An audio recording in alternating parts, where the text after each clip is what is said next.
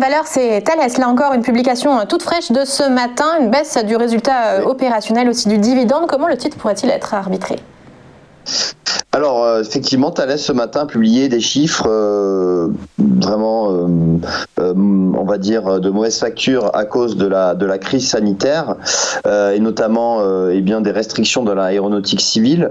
Le groupe a publié un EBITDA en recul de 33%, 1,3 milliard, et son chiffre d'affaires a chuté, lui, de 7,7%. Donc des résultats en forte baisse. On a interrogé sur les objectifs 2021, le groupe est plutôt dans la fourchette basse des attentes, puisque le groupe anticipe un chiffre d'affaires de 17,9 milliards, donc c'est vraiment inférieur à ce qu'attendaient les analystes. Thales s'attend tout de même à un rebond en 2021 de la partie sécurité et défense.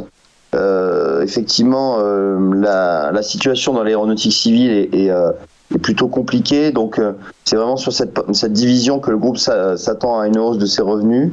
Et d'ailleurs, le groupe, à travers son directeur financier, a déclaré qu'il poursuivait sa restructuration dans les activités de Gemalto qui avaient été acquis en 2019 et qui a encore du mal à porter ses fruits et ses synergies. On attend toujours des synergies de la part de Gemalto.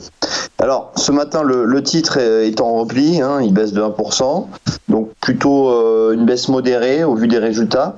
Ceci étant, on est toujours dans une phase de reprise sur Thales. On a vu, on est quand même sous les niveaux d'avant-crise, puisqu'on était aux alentours des 100 euros au mois de février 2020. On est aux alentours des 80, donc on est toujours sur des niveaux inférieurs, mais on a un potentiel de reprise sur le titre Thales, même si il n'y a pas vraiment de vigueur à court et moyen terme.